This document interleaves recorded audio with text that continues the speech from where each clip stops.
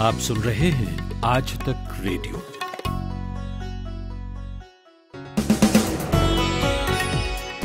नमस्कार।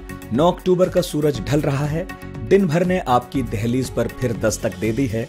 शाम के इस न्यूज पॉडकास्ट में हम पूरे दिन से वो खबरें चुनकर आपके सामने लाते हैं जो जानना आपके लिए जरूरी है।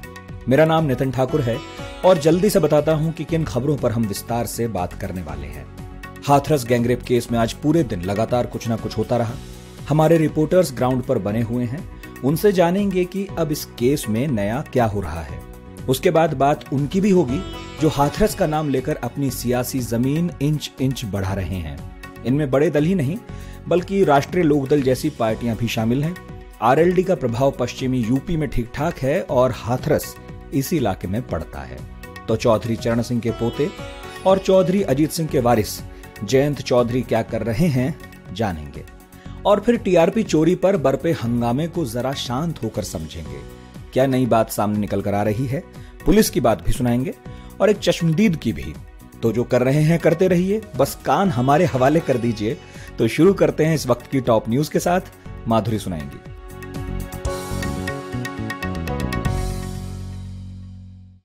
साल 2020 के नोबेल शांति पुरस्कार का ऐलान कर दिया गया है। इस बार ये किसी व्यक्ति नहीं बल्कि एक संस्था को मिला है। इस बार ये सम्मान वर्ल्ड फूड प्रोग्राम संगठन को दिया गया है।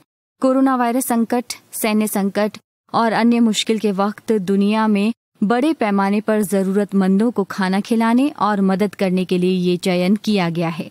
केंद्रीय मंत्री रामविलास पासवान का कल शाम निधन हो गया। देश के तमाम बड़े नेताओं ने आज उनके आवास पर पहुंचकर उन्हें श्रद्धांजलि दी।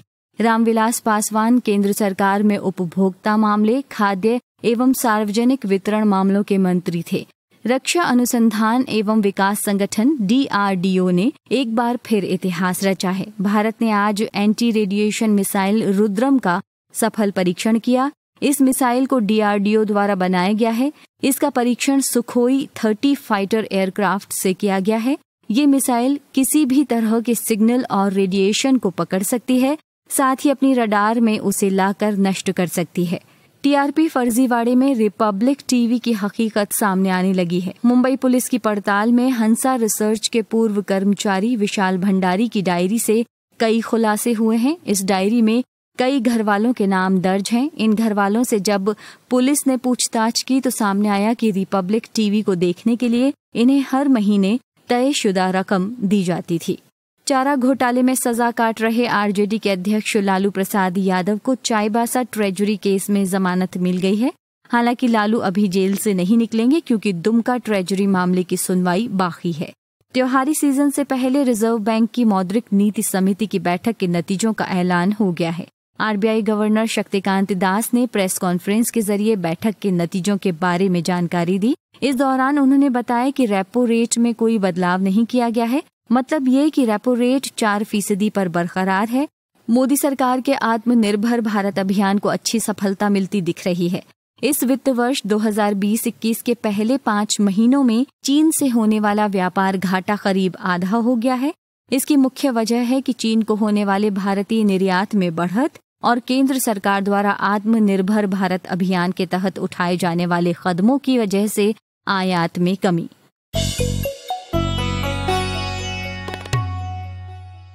हाथरस कांड में जांच का दायरा बढ़ रहा है। यूपी सरकार ने जो एसआईटी बनाई थी उसने पूछताछ तेज कर दी है। जब हम तेज कह रहे हैं तो उसका मतलब यह है कि 40 लोगों को अब तक पूछताछ का नोटिस थमाया जा चुका है। जिनसे पहले होती रही वो अलग हैं। आज भी गांव के कई लोगों से सवाल जवाब हुए। डीआईजी शलभ माथुर हाथरस पहुंचे, पीड़िता के परिवार से मुलाकात की, सारे इंतजामों का जायजा लिया और फिर बताया कि परिवार अपनी सुरक्षा से संतुष्ट है। वैसे गांव को एकदम किले में तब्दील कर दिया गया है। चप्पे चप्पे पर पुलिस वाले खड़े हैं। हमारे सहयोगी जितेंद्र भी वहीं डटे हैं। हमने उनसे बात की और पूछा कि वहां पूरे दिन क्या घटता रहा। देखिए, सबसे बड़ी बात यह है कि आज पुलिस के सीनियर अधिकारी जो कि उत्तर प्रदेश सरकार की तरफ से भेजा गया था, शलभ माथुर को, खास तौर पर इनको इसलिए यहाँ पर डिप्यूट किया गया था नोडल अधिकारी के तौर पर, क्योंकि पीड़ित परिवार की तरफ से कहा गया था कि उनको यहाँ पर डर लगता है, उनको सुरक्षा चाहिए होगी। तो इस बात को संज्ञान में लेते हुए उत्तर प्रदेश सरकार ने यहाँ एक सीनियर अधिकारी को भेजा था और पूरे परिवार को सुरक्षा मुहैया कराई गई। हमारे पास जो इस वक्त जानकारी मौजूद है उसके मुताबिक 3 स्तरीय सुरक्षा व्यवस्था पीड़ित परिवार को दी गई है। इसमें 18 तो पीएसी के जवान ही चारों तरफ लगाए गए हैं, 6 सीसीटीवी कैमरे लगाए गए हैं। इसके अलावा हर एक परिवार के सदस्य को बॉडीगार्ड दिया गया, यानी कि 2-2 बॉडीगार्ड हर एक परिवार के सदस्य के साथ रहेंगे, जो उनके 24 घंटे हर एक मोमेंट और उनके जहां आते जाते हैं उस पर नजर रखेंगे, यानी कि उनकी सुरक्षा के लिए उनको पूरा इंतजाम किया जाएगा। तो इस तरीके की बात कही गई। वहीं दूसरी तरफ एसआईटी इस पूरे मामले की जांच कर रही है। इसका टाइम 10 दिनों के लिए उत्तर प्रदेश सरकार ने बढ़ा दिया है। इस वक्त जो जानकारी आज तक के पास एक्सक्लूसिव मौजूद है उसके मुताबिक एसआईटी ने कई लोगों को पूछताछ के लिए बुलाया, जिसमें जो संख्या बताई जा रही है 40 लोग हैं। उसमें से पीड़ित परिवार से पहले ही एसआईटी पूछताछ कर चुकी है। अब आरोपी परिवार से जुड़े हुए जो लोग हैं उनसे पूछताछ की जा रही है। साथ ही उस जगह यानी 14 तारीख को जिस दिन घटना को अंजाम दिया था आरोपियों ने, उस जगह पर कौन से लोग मौजूद थे चश्मदीद, उन लोगों को भी एसआईटी ने पूछताछ के लिए बुलाया है। एक सबसे महत्वपूर्ण बात यह है कि एसआईटी की इनिशियल रिपोर्ट पर एक कार्रवाई हुई थी जिसमें 5 पुलिस के जो ऑफिसर थे उनको सस्पेंड किया गया था, और वजह ये बताई जा रही थी कि पुलिस के अधिकारियों ने जब पीड़ित लड़की का शव जलाया था तो परिवार वालों से सहमति नहीं ली थी। तो इस बात को लेकर के वीडियो बना था और उस वीडियो के आधार पर ये छानबीन एसआईटी कर रही है कि आखिर में वहां पर जो लोग मौजूद थे उनके पास किस तरीके की जानकारी इस पूरे मामले को लेकर के है। तो उन लोगों से भी पूछताछ एसआईटी इस वक्त कर रही है और इनमें से तमाम चीजें निकल करके सामने आएंगी और उसके बाद 16 तारीख को एसआईटी अपनी रिपोर्ट उत्तर प्रदेश सरकार को देगी, जिससे ये पता चल सकेगा कि आखिर इस पूरी घटना में क्या हुआ था। जितेंद्र, एसआईटी पूछताछ कर रही है, अब तो उसे अपनी रिपोर्ट सौंपने के लिए और मोहलत भी दे दी गई है। मुझे पूछना यह है कि पीड़िता के परिवार ने अपनी बात कह दी, अब आरोपियों की तरफ से भी कुछ नई बातें सामने आई हैं। राजनीति जो चल रही है वो अलग है, उधर सरकार साजिश का एंगल उछाल रही है। यह मसला एकदम उलझ गया है। अब इस बीच एसआईटी का फोकस क्या है? देखिए, सबसे बड़ी बात यह है कि पीड़िता को इंसाफ चाहिए। पीड़िता जिसकी जान गई है उसके परिवार वालों को इंसाफ चाहिए। इन सब के बीच में एसआईटी जांच तो कर ही रही है, वहीं दूसरी तरफ एक चिट्ठी निकल करके जेल से आती है जिसमें आरोपी पक्ष ये कहता है कि वो लोग बेगुनाह हैं, उनके ऊपर कोई दोष नहीं है, उनको निर्दोष साबित किया जाना चाहिए। इस तरीके की चिट्ठी निकल के आती है और चारों आरोपियों की उस चिट्ठी में सिग्नेचर होते हैं। तो इस वक्त हाथरस के बुलगढ़ी गांव में परिवार वर्सेस परिवार हो रहा है, यानी कि एक वो परिवार जो आरोपी परिवार है और दूसरा पीड़ित परिवार, दोनों के बीच में आपस में इस तरीके के आरोप प्रत्यारोप लग रहे हैं, जिससे अब इस मामले में जिस व्यक्ति की जान गई है यानी जिस पीड़िता की जान गई है उसको किस तरीके से न्याय मिलेगा। राजनीतिक रोटियां लोग सेकने में जुटे हुए हैं। पॉलिटिकल पार्टी जो है इसको लेकर के बड़े स्तर पर बयानबाजी की जा रही है। उत्तर प्रदेश सरकार इस पर बोल रही है कि अंतर्राष्ट्रीय इस पर जांच की जानी चाहिए, अंतर्राष्ट्रीय इस पर लोगों की नजरें गड़ी हुई हैं और वहां से इसमें फंडिंग हो रही है। तो इन तमाम चीजों पर बड़े स्तर पर जांच की जा रही है और एसआईटी जांच कर रही है। सीबीआई जांच की सिफारिश उत्तर प्रदेश सरकार ने कर दिया है, हालांकि सीबीआई ने अभी जांच शुरू नहीं की है। जब सीबीआई जांच शुरू करेगी तो उसके बाद ये साफ हो पाएगा कि आखिर इस पूरे मामले में जो पीड़िता है उसको किसने मारा है। आरोपियों की तरफ से कहा जा रहा है कि उनके परिवार के लोगों ने ही मारा है, लेकिन तभी ये साफ हो पाएगा जब इलेक्ट्रॉनिक एविडेंस और फॉरेंसिक एविडेंस सही तरीके से सीबीआई इस पूरे मामले में आने वाले समय में जांच करेगी। ये थे जितेंद्र, हाथरस में हैं, पीड़िता के गांव में मौजूद हैं, हर अपडेट पर अपनी नजर बनाए हुए हैं और हम उनसे फॉलोअप लेते रहेंगे, आप तक पहुंचाते रहेंगे। आप सुन रहे हैं आज तक रेडियो। बढ़ते हैं अब आगे। अभी मैंने जितेंद्र से बात करते हुए हाथरस पर राजनीति का जिक्र किया। कांग्रेस नेता राहुल गांधी और प्रियंका गांधी की तस्वीरें सभी ने देखी। पीड़िता के परिवार से उन्होंने मुलाकात की। कांग्रेस लगातार योगी आदित्यनाथ प्रशासन के खिलाफ हमलावर है, लेकिन एक छोटा दल भी है जिसका पश्चिमी उत्तर प्रदेश की कुछ सीटों पर ही असर है, वो भी बीते कुछ साल में बहुत कम हो गया है और इस दल का नाम है राष्ट्रीय लोक दल। चौधरी अजीत सिंह के बेटे जयंत चौधरी इस दल की विरासत संभालते हैं। कहानी यहां से शुरू होती है कि वो हाथरस पहुंचे थे पीड़ित परिवार से मुलाकात करने, जहां उनके समर्थकों ने पुलिस का घेरा तोड़ा, जिसके बाद उन पर लाठीचार्ज किया गया। लाठी जयंत चौधरी को भी पड़ी। इसी बात को मुद्दा बनाकर जयंत चौधरी ने एक बड़ी रैली कल मुजफ्फरनगर में बुलाई, जिसे नाम दिया गया लोकतंत्र बचाओ रैली। हालांकि इसमें हरियाणा कांग्रेस के जाट नेता दीपेंद्र हुड्डा और INLD के जाट नेता अभय चौटाला भी शामिल थे। एक बार आपको सुनाता हूं कि किस तेवर के साथ जयंत चौधरी योगी सरकार को रैली में ललकार रहे थे। मुख्यमंत्री जी, बाबा जी, योगी जी, बहुत नाम है आपके। मैं आपको कह देना चाहता हूं, आपने कोशिश अपनी कर ली, आपने पूरी कोशिश कर ली, लेकिन ये जो लोग हैं, ये मेरे घर के लोग हैं, ये मेरे घर के परिवार के बड़े हैं, ये मेरा खून है, खून, और ये मेरा बाल बाका भी नहीं होने देंगे। तो हमारे साथ हैं वरिष्ठ पत्रकार रियाज हाशमी, उत्तर प्रदेश की राजनीति पर नजर रखते हैं। हमने उनसे बात की और पहले यही पूछा कि RLD की जो कोशिश है हाथरस में लाठीचार्ज की घटना के इर्द गिर्द राजनीतिक मोमेंटम बनाने की, उसे वो कैसे देखते हैं। देखिए, उत्तर प्रदेश विधानसभा का जो 2017 का चुनाव हुआ था, उसमें चौधरी अजीत सिंह की पार्टी RLD वो महज एक सीट जीत पाई। महज एक सीट पर RLD का सिमट जाना कहीं ना कहीं एक बड़ा सवाल ये उठा रहा था कि यूपी के चुनाव में क्या जाट वोटर्स को लेकर अजीत सिंह धोखे में रहे हैं। इस सवाल का जवाब कितना RLD वाले समझ पाए या चौधरी अजीत सिंह समझ पाए, ये तो मैं नहीं कहूंगा, लेकिन हाथरस कांड को लेकर पॉलिटिकल पार्टियों के लिए एक ऐसा मौका जरूर उभर कर सामने आया, जिसने राजनीतिक दलों को सत्ता के खिलाफ आक्रोश भड़काने में एक बहुत बड़ा अवसर प्रदान किया है। राजनीतिक तौर पर जो एक वैक्यूम क्रिएट हो रहा था, उस वैक्यूम को भरने के लिए विपक्षी पार्टियों के अंदर जो है होड़ मची हुई है हाथरस कांड को लेकर के। राष्ट्रीय लोकदल, इसकी पूरी की पूरी पॉलिटिक्स अगर आप देखें तो वो जाट समुदाय के इर्द गिर्द रही। जाट प्लस मुस्लिम, ये चौधरी चरण सिंह का एक फॉर्मूला पॉलिटिकली रहा है।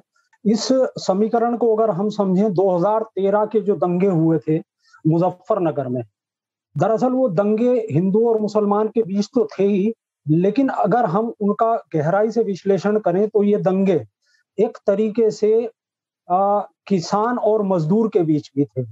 जाट समुदाय पूरी तरीके से खेती किसानी पर आश्रित रहता है और मुजफ्फरनगर, मेरठ, बागपत, शामली, इन जिलों का जो मुसलमान है वो आमतौर पर खेतों में मजदूरी का काम करता है या जमीन को बटाई पर लेकर खेती किसानी करता है। तो 2013 के दंगे ने इसी ताने बाने को पूरी तरीके से ध्वस्त किया। राष्ट्रीय लोकदल को बहुत बड़ा नुकसान एक उठाना पड़ा पॉलिटिकली। तो वहां से लोकदल और जाट समुदाय के बीच एक दूरी बढ़ना शुरू हुई। अब ऐसा कोई मौका राष्ट्रीय लोकदल या दूसरी स्थानीय पार्टी के पास नहीं था जिसके आधार पर वो राजनीति का जो खालीपन था उसको भर सके। लेकिन हाथरस कांड ने राष्ट्रीय लोकदल को, समाजवादी पार्टी को, कांग्रेस को एक अवसर प्रदान किया। कांग्रेस ने उसमें एक पहल की, RLD को किस्मत से कहिए या अवसर से कहिए कि वहां योगी जी की पुलिस ने जयंत चौधरी के ऊपर और उनके समर्थकों के ऊपर लाठीचार्ज कर दिया, जिसकी वजह से उन्हें हाइप मिल गया। जैसा आपने कहा भी, RLD की राजनीति जो है वो जाति समीकरण के लिहाज से जाट समुदाय की राजनीति है। उसे थोड़ा विस्तार देकर कहना चाहें तो कह सकते हैं कि किसानों की राजनीति है। तो उस पारंपरिक राजनीति से हाथरस केस का तो कोई सीधा रिश्ता है नहीं, सिवाय इसके कि उनके नेता पर लाठीचार्ज किया गया। तो ये उस कम्युनिटी के आत्मसम्मान का मसला तो है नहीं जो RLD का वोटर है, या हो सकता है। हाँ, लेकिन एक बात इसमें गौर करने लायक है। ये एक वहां पर जो पीड़ित परिवार है हाथरस में, उससे मिलने के लिए जा रहे थे। उत्तर प्रदेश पुलिस ने लाठीचार्ज करके इसको जाटों के आत्मसम्मान का मामला जरूर बना दिया है।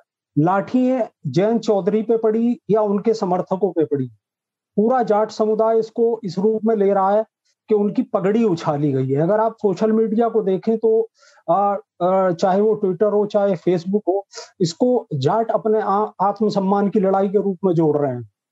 और तो मानना पड़ेगा कि कहीं ना कहीं उत्तर प्रदेश पुलिस ने जो भी लाठीचार्ज किया वो एक अवसर राष्ट्रीय लोकदल को राजनीति में प्रदान कर दिया है कि वो इसके सहारे से अपने जाट समुदाय को फिर से मोटिवेट कर सकें, फिर से एकजुट कर सकें।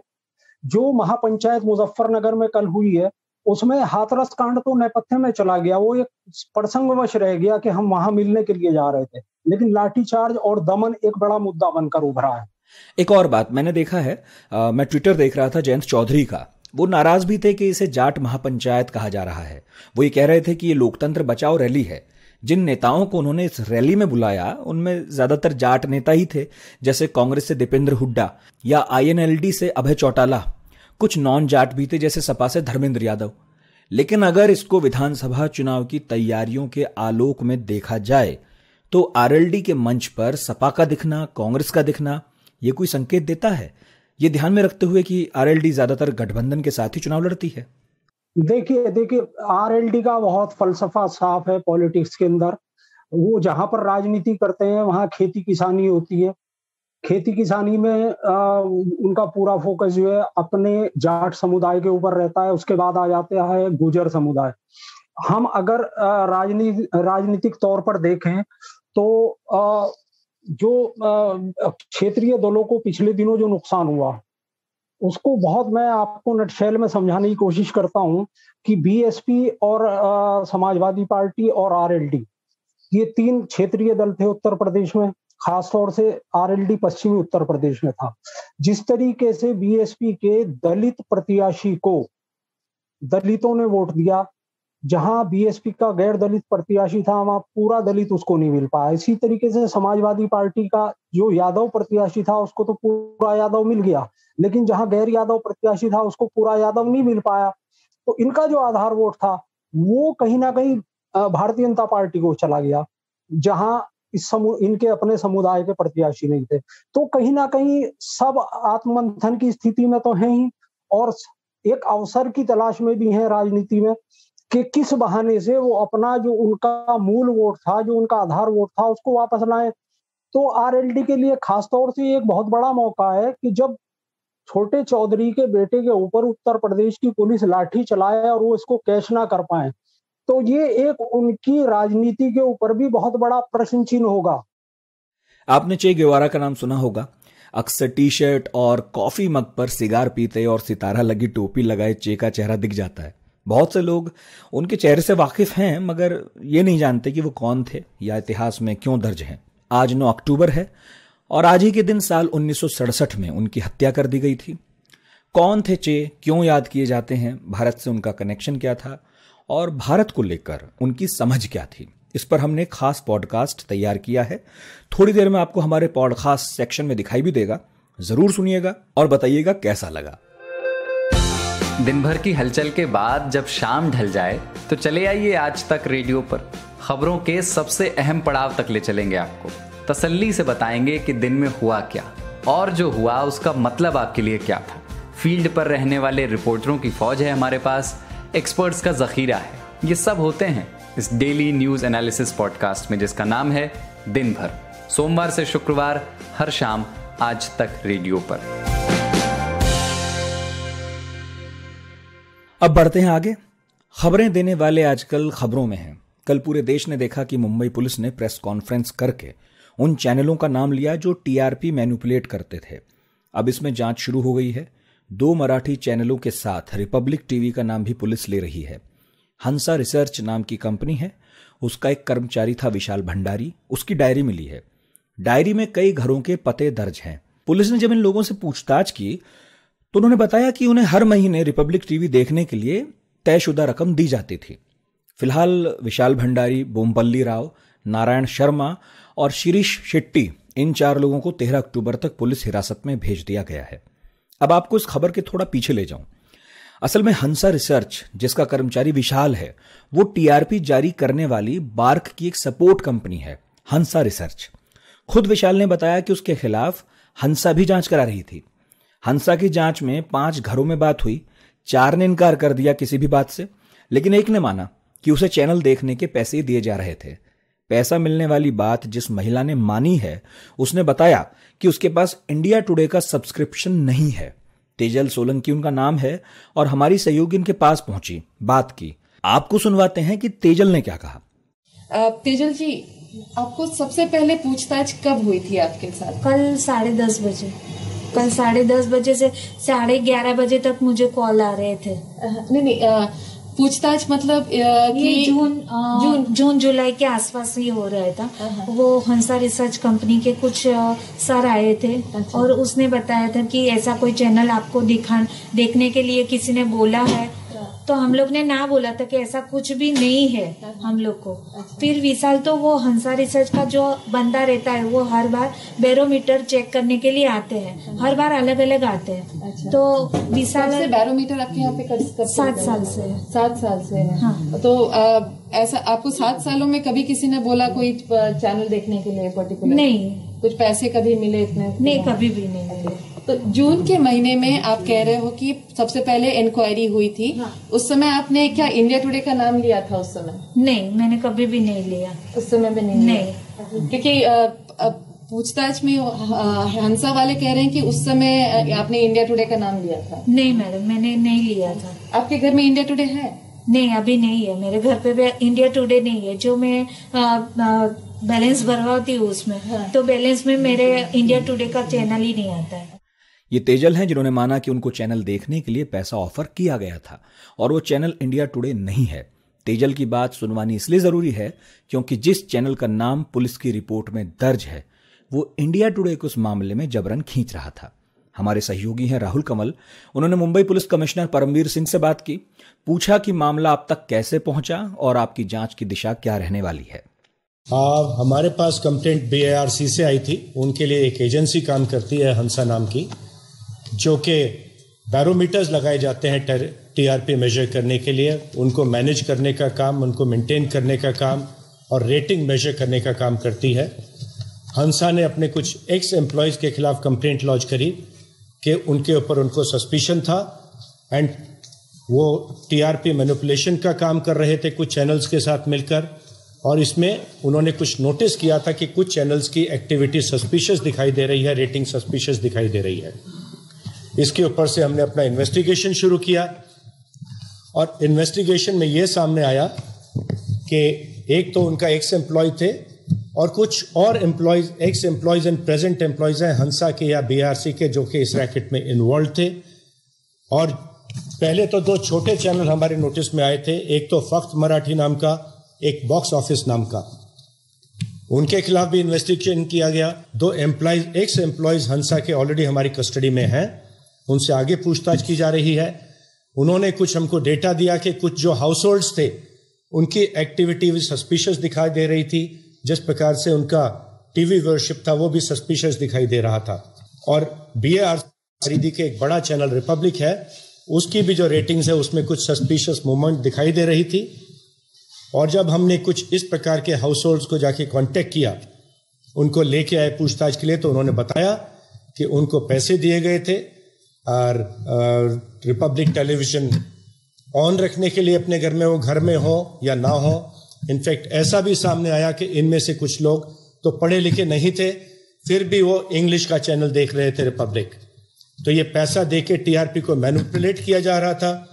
इसमें breach of trust and cheating 2 non bailable cases दाखिल हैं 409 एंड 420 ऑफ IPC में। हमारी क्राइम ब्रांच आगे इसमें इन्वेस्टिगेशन कर रही है। ACP सांडभोर को इन्वेस्टिगेशन दिया गया है, उनके साथ एक CIO की टीम दी गई है और एक ये प्रोफेशनल इन्वेस्टिगेशन किया जा रहा है। अब वक्त है सामान समेटने का, लेकिन पहले आपका शुक्रिया अदा कर दूं। हम बार बार कहते हैं कि हमारे पॉडकास्ट सुनने के बाद अपनी राय देना मत भूलिएगा। आप देते भी हैं और हम उन्हें शो में शामिल भी करते हैं। radio@aajtak.com पर आपके मेल हमें मिलते हैं, लेकिन आज जो रिएक्शन मैं आपसे शेयर कर रहा हूं वो ट्विटर पर हमारे हैंडल पर आया था। इसे लिखा है वेणु माधव गोविंदू ने। सरकार के इस दावे पर कि भारत के 99% शहर और 100% गांव खुले में शौच से मुक्त हो गए हैं, हमने एक पॉडकास्ट किया था। मशहूर किताब है एक जल थल मल, उसके लेखक हैं सोपान जोशी। उनसे हमारे सहयोगी अमन ने बात की थी इसी मसले पर, खुले में शौच से मुक्त भारत पर। तो वेणुगोपाल जी ने वो सुना और लिखते हैं कि ये एक शानदार इंटरव्यू रहा। अगर आप हिंदी समझते हैं तब ये इंटरव्यू जरूर सुनना चाहिए। और मेरा भी आप लोगों से आग्रह है, इसे सुने जरूर, आपको पॉडकास्ट सेक्शन में मिल जाएगा। और हाँ, अगर आपकी भी कोई सलाह है, मशवरा है, तारीफ करनी है, आलोचना भी करनी है, तो हमें जरूर लिखें, हम उस पर ध्यान जरूर देंगे। अब दीजिए हमारी टीम को इजाजत। कपिल देव सिंह के कंधों पर साउंड मिक्सिंग का दारोमदार था और मैं नितिन ठाकुर आप तक खबरें पहुंचा रहा था। आपसे फिर होगी मुलाकात। जुड़े रहिए आज तक रेडियो के साथ, क्योंकि हमें सुनता है सारा जहां।